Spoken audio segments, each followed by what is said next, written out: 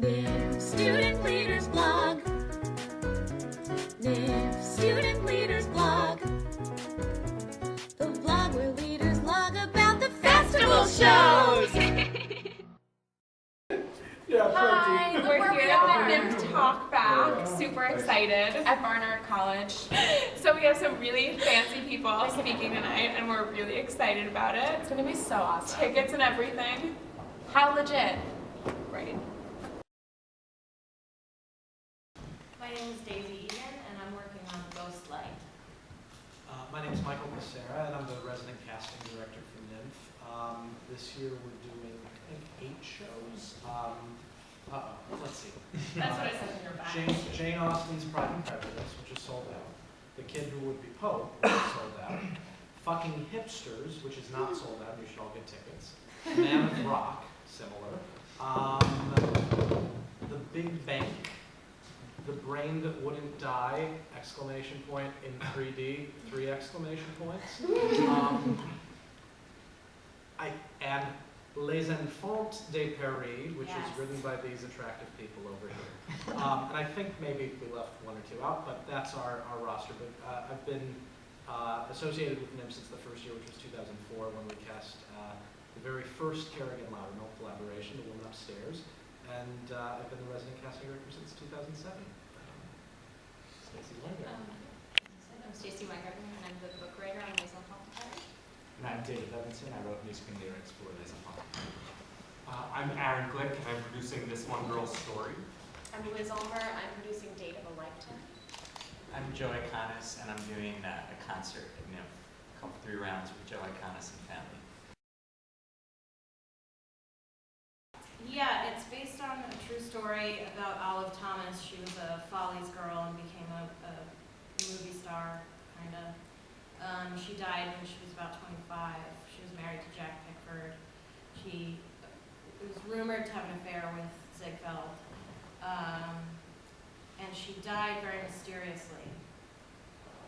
So the story that we're telling is about her time in the Follies and shortly thereafter and sort of her downfall and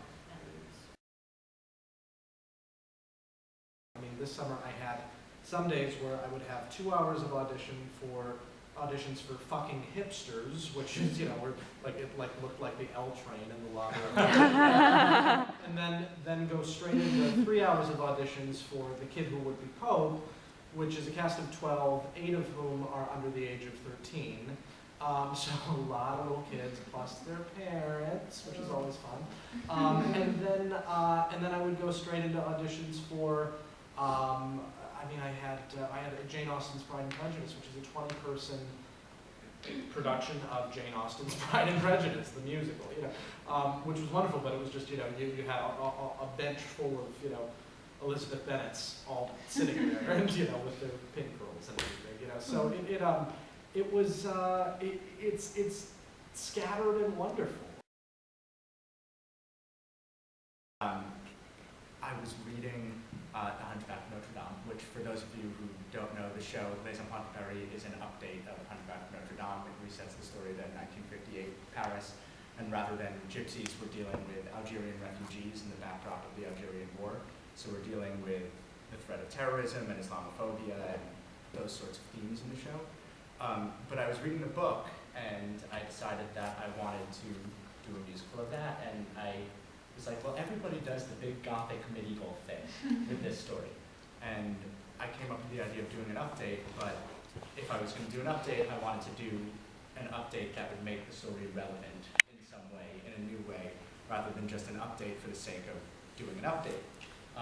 So when I settled on 58, with the Algerian War for the backdrop and all of that, I approached Stacey about writing the book, who initially turned me down. I was hesitant at first.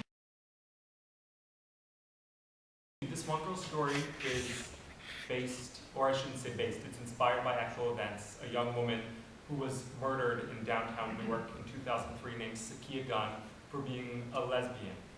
And the 2 writers of the show, they're both African-American queer people of color. And they heard about Sakia years later and said, why didn't we know about this? And it was around the same time as Matthew Shepard.